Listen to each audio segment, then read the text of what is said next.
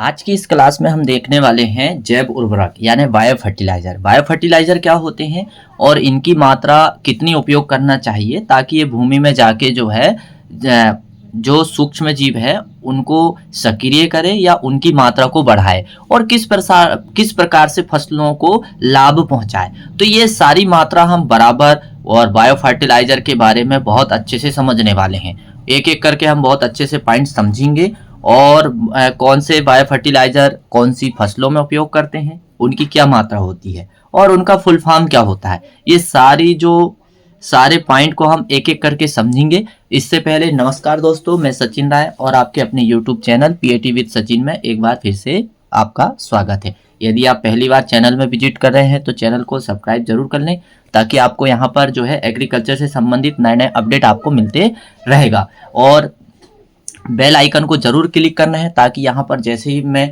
नया एग्रीकल्चर का अपडेट लेकर वीडियो को अपलोड करूँगा तो निश्चित ही आपको वीडियो का नोटिफिकेशन पहुँच जाएगा। तो आपको बेल आइकन क्लिक करना भूलना नहीं है। तो चलिए अब हम बायो फर्टिलाइजर के बारे में एक एक करके समझेंगे। तो सबसे पहले हम बायो फर्टिलाइजर की परिभाषा समझ लेते हैं कि क्या होती है।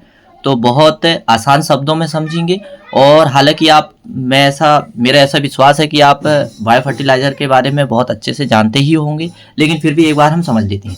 इनको माइक्रोबियल इनोक्यूलेंट के नाम से भी जाना जाता है। तो समझते हैं जैव उर्वरक का ज़्यादा सटीक नाम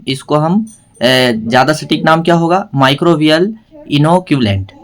पोषक तत्वों की उपलब्धता बढ़ाने वाले माइक्रोबियल क्रियाओं को त्वरित करने हेतु सूक्ष्म जीवों माइक्रो ऑर्गेनिज्म की संख्या में वृद्धि लाने के उद्देश्य से बीज, मृदा या कंपोस्टिंग क्षेत्र को नाइट्रोजन स्थिरीकरण या फास्फोरस घोलक या सेलुलोलाइटिक सूक्ष्म जीवों के दक्ष स्ट्रेन्स के जीव या सुषुप्त कोशिका मुक्त कल्चर के साथ उपचारित किया जाता है, जिससे माइक्रोबियल इनोक्यूलेंट कहते हैं जी।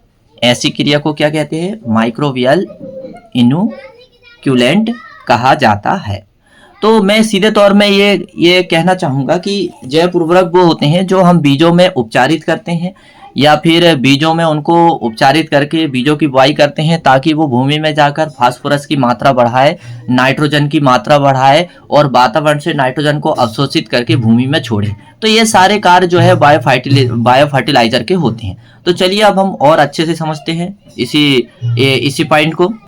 आज की इस वीडियो में आपको बिल्कुल निश्चित है बायो फर्टिलाइजर के बारे में पूर्ण ज्ञान आपको आ जाएगा कि कितनी मात्रा में कौन सा कल्चर उपयोग करना चाहिए। राइजोबियम कल्चर का बीज में कितना उपयोग करना चाहिए केजी के हिसाब से या फिर पीएसबी का, एमएसबी का, ये सारी जो है चीज़ें हम बहुत अच्छे से डीपली से समझने वाले हैं। सबसे पहले तो हम कुछ बायो फर्टिलाइजर का फुल फॉर्म देखेंगे जो पेपर में पूछ लेता है कि BAM का फुल फॉर्म क्या है। BAM का मतलब क्या होता है? तो BAM का मतलब होता है बेसिकुलर अर्बियस्कुलर माइकोराइजा। तो ये होता है बाम का फुल फॉर्म।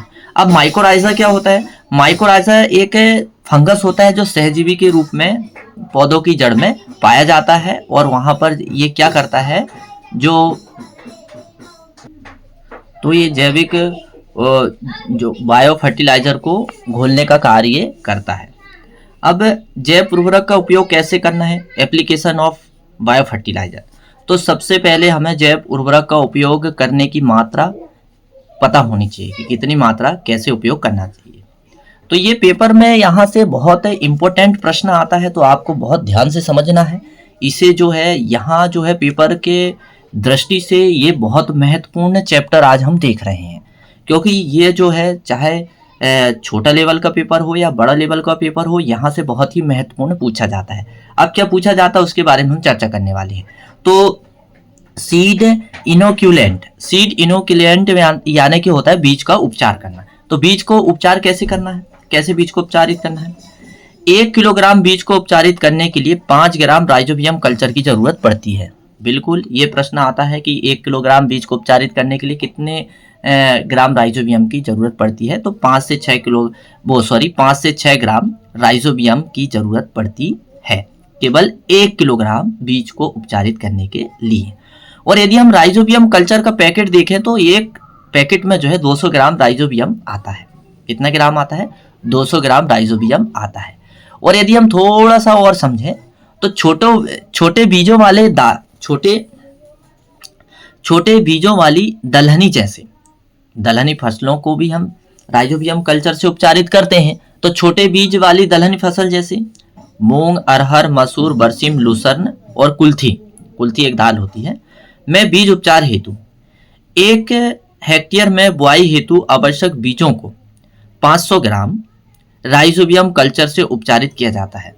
यानी कि ये जो आपको यहाँ पर जो फसलें दी हुई है दाल वाली, इनको यदि 1 हेक्टेयर में जो भी बीज लग रहा हो, 20 किलो लग रहा हो मूंग का या 25 किलो लग रहा है, तो 1 हेक्टेयर की जो भी बीज दर हो उस हिसाब से उतने बीज को जो है उपचारित करने के लिए राइजोबियम कल्चर में तो 500 ग्राम राइजोबियम कल्चर की आवश्यकता होती है। तो ये 500 ग्राम राइजोबियम कल्चर जो है हम अच्छे से उपचारित करके और हल्का सा जो है छांव में रख के बीजों की फिर बुआई करते हैं। अब ऐसा देखा जाए तो अर्थात 2.5 पैकेट प्रति हेक्टेयर, यानी 1 हेक्टेयर में कितनी पैकेट लगेगी, क्योंकि एक पैकेट में जो है 200 ग्राम राइजोबियम आता है, तो सीधी सी बात है 2.5 पैकेट में 500 ग्राम राइजोबियम आएगा। तो हम इसे ऐसा भी समझ सकते हैं। तो निश्चित ही ये मेरा वीडियो आपको बहुत पसंद आता होगा। ये आप अपने दैनिक जीवन में जो है फसलों की खेती करते समय भी ये उपयोग कर सकते हैं। पेपर की दृष्टि से तो ये फायदेमंद है ही, साथ में यदि आप फसलों की बुआई कर रहे हैं या खेती करना चाहते हैं उसके लिए भी ये बहुत महत्वपूर्ण जानकारी है। अब हम आ जाते हैं मूंगफली के बारे में। हालांकि मूंगफली के दाना बड़े होते हैं, इसलिए राइजोबियम कल्चर की थोड़ी मात्रा की ज़्यादा आवश्यकता पड़ेगी। तो मूंगफली के लिए 1 हेक्टेयर हेतु 1 हेक्टेयर मूंगफली की बुआई के लिए 80 से 100 केजी बीज की आवश्यकता पड़ती है। तो इतने बीज को उपचारित करने के लिए 1.5 केजी राइजोबियम की आवश्यकता होती है। कितनी होती है? 1.5 केजी राइजोबियम की आवश्यकता होती है। यदि हम 1.5 केजी राइजोबियम हम देखें तो कितने पैकेट में आएगा? 7.5 पैकेट में इतना आ जाता है। तो मूंगफली का बीज बड़ा होता है, इसलिए इसमें राइजोबियम की आवश्यकता भी ज़्यादा पड़ती है। तो मूंगफली के बारे में आप समझ गए होंगे। अब सोयाबीन और चने के बारे में समझते हैं। हालांकि सोयाबीन एक तिलहन और दलहन दोनों उपयोग किया जाता है। एवं चना तो आप पता ही है, चना 2 प्रकार का होता है, एक देसी चना, दूसरा होता है काबुली चना। तो देसी चना को जो है पल्स के लिए उपयोग होता है और काबुली चना सब्जी के लिए उपयोग होता है। तो अब हम देखते हैं सोयाबीन या चना के लिए 1 केजी राइजोबियम कल्चर प्रति हेक्टेयर अर्थात 5 पैकेट प्रति हेक्टेयर की जरूरत पड़ती है। यदि हम सोयाबीन की 1 हेक्टेयर में बुआई कर रहे हैं या चना की 1 हेक्टेयर में बुआई कर रहे हैं तो उसके लिए 1 केजी राइजोबियम कल्चर की मात्रा परफेक्ट मानी जाती है। अब 1 केजी राइजोबियम कल्चर जो है 5 पैकेट में आता है। अब हम देखते हैं सॉइल इनोक्यूलेंट। अभी तो हमने क्या देखे थे कि बीजों को उपचारित करके हम कितनी मात्रा निर्धारित करके बीजों को उपचारित करके बीजों को बोते हैं। लेकिन कभी कभी क्या रहता है, कुछ बायो फर्टिलाइजर ऐसे रहते हैं जिनको सीधा भूमि में भी डाला जा सकता है, जैसे एजोटोबैक्टर है और एजोस्पाइरिलम है। इन दोनों को जो है यदि हम बीजों में उपचारित ना करके सीधा भूमि में भी डाल सकते हैं तो इनकी क्या मात्रा होगी? तो एजोटोबैक्टर या एजोस्पाइरिलम कल्चर की 10 पैकेट लेती है और 10 पैकेट को क्या करते हैं 2 किलोग्राम प्रति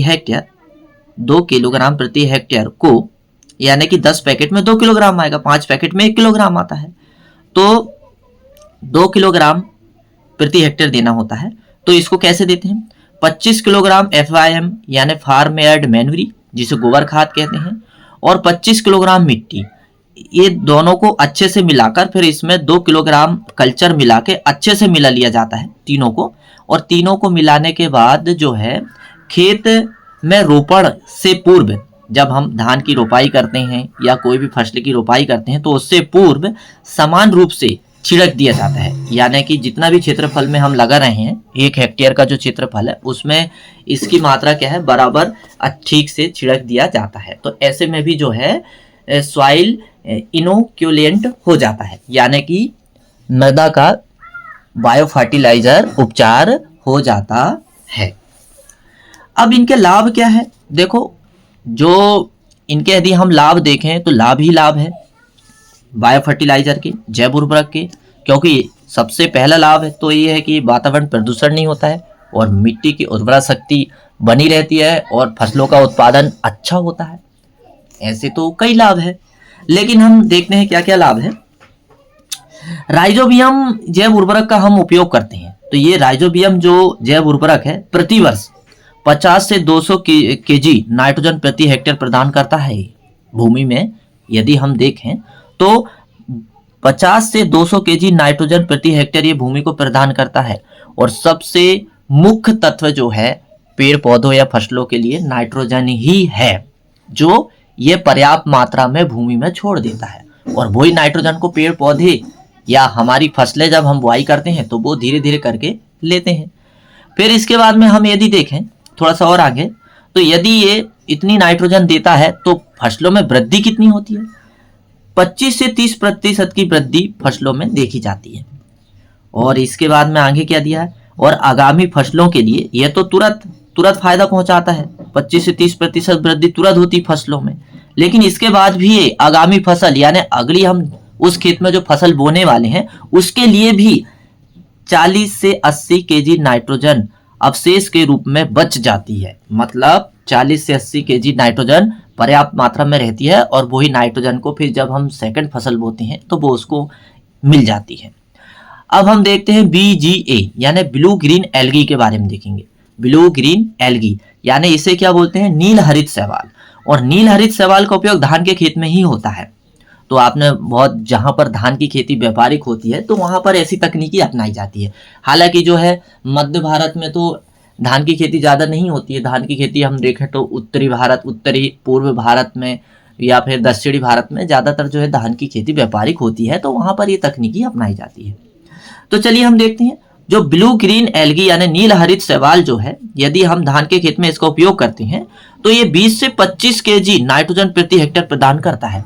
और यही नाइट्रोजन को जो है आगामी फसल या जो प्रेजेंट में जो फसल लगी हुई है धान की उसको भी काफी फायदा होता है। इतना ही नहीं, ये जो जैविक खाद है यानी BGA यह बहुत फायदा पहुंचाता है। बहुत सारे जो है वृद्धि निर्धारक यानी बहुत सारे, यदि हम देखें तो बहुत सारे जो है ग्रोथ रेगुलेटर यानी पादप हार्मोन्स भी ये प्रदान करता है, जिससे पौधों को फायदा होता है। जैसे देखिए एजोटोबैक्टर और एजोस्पाइरिलम जैसे उर्वरक यानी BGA, एजोटोबैक्टर और एजोस्पाइरिलम जैसे उर्वरक IAA यानी indole acetic acid, indole butyric acid, naphthalene acetic acid और जिब्रेलिन जैसे वृद्धि निर्धारक यानी ग्रोथ रेगुलेटर यानी हार्मोन्स को भूमि में प्रदान करते हैं और साथ में विटामिन की पूर्ति भी करते हैं, जिससे कि जो आगामी फसलों को जो यहाँ पर जो वृद्धि जो निर्धारक जो तत्व हैं जो यहाँ छोड़ के वो जाते हैं, तो जो भी फसल को आवश्यकता पड़ती है वो यहाँ से ग्रहण कर लेते हैं। अब हम देखते हैं एजोटोबैक्टर एवं एजोस्पाइरिलम। एजोटोबैक्टर एवं एजोस्पाइरिलम और क्या कार्य करते हैं? एंटीबायोटिक स्रावित करते हैं। ये भूमि में जो है कुछ एंटीबायोटिक भी स्रावित करके जाते हैं और वही एंटीबायोटिक जो है कुछ पेस्ट को नियंत्रित करते हैं, यानी कि पेड़ पौधों में जो पेस्ट लगते हैं यानी कीट लगते हैं उनको भी ये एंटीबायोटिक नियंत्रण करने में काम आते हैं। इसलिए इनको यानी एजोटोबैक्टर या एजोस्पाइरिलम को जैव पेस्टिसाइड का भी कार्य करते हैं। ये जैव पेस्टिसाइड का भी कार्य बड़े अच्छे से करते हैं। तो निश्चित है एजोटोबैक्टर एवं एजोस्पाइरिलम आपको बहुत अच्छे से समझ में आता होगा। और यदि आपको वीडियो मेरा पसंद आता है और अभी आ रहा है तो मेरे वीडियो को लाइक जरूर करें, क्योंकि मैं हमेशा जो है आपके लिए बहुत मोस्ट इंपॉर्टेंट जानकारी लेके आते रहता हूं। और यदि आप मेरे चैनल में पहली बार विजिट करें हैं तो चैनल को सब्सक्राइब करना ना भूलें, क्योंकि यहाँ पर एग्रीकल्चर से हमेशा नए नए अपडेट आपको मिलते रहेगी। और जो भी मध्य प्रदेश का एग्जाम हो या अदर स्टेट का हो उसकी भी तैयारी आपकी बहुत अच्छे से यहाँ पर होने वाली है। तो चलिए अब हम देखते हैं एजोला। एजोला क्या है? एक जलीय फर्न होता है। क्या है एजोला? एक जलीय फर्न है। यह भी ये धान में उपयोग होता है। एजोला न सिर्फ नाइट्रोजन की आपूर्ति करता है बल्कि यह बायोमास के रूप में कार्बनिक पदार्थ में बढ़ोतरी कर मृदा उर्वरकता को भी बढ़ाता है। तो ऐसे बहुत सारे जो बायो फर्टिलाइजर है भूमि में कार्य करते हैं। अब हम कुछ बायो फर्टिलाइजर और देख लेते हैं जो बहुत महत्वपूर्ण है। तो अब हम क्या देखेंगे? यह मृदा के भौतिक गुणों जैसे मृदा संरचना, गठन तथा रासायनिक रासायनिक गुणों जैसे जल धारण क्षमता, धनायन विनिमय क्षमता इत्यादि को भी बढ़ाते हैं। यह उपयोगी मृदा सूक्ष्म जीवों की संख्या बढ़ाते हैं, अर्थात मृदा के जैविक गुण उत्पन्न करते हैं। तो ये सारे फायदे होते हैं जैव उर्वरक के उपयोग करने से। तो ये मेरा वीडियो आपको कैसा लगा आप कमेंट्स करके जरूर बताइएगा। यदि पसंद आया होगा तो लाइक जरूर करिएगा, और यदि आप मेरे चैनल में पहली बार विजिट कर रहे हैं तो मेरे चैनल को जो है सब्सक्राइब जरूर कर लें, क्योंकि यहाँ एग्रीकल्चर से आपको नए नए अपडेट देखने को मिलेगी। तो मेरा वीडियो देखने के लिए आपको बहुत बहुत धन्यवाद। बाकी की जैव उर्वरक के बारे में हमारा एक नेक्स्ट वीडियो और आएगा, उसमें हम चर्चा बहुत अच्छे से करने वाले हैं। तो मेरा वीडियो देखने के लिए थैंक यू।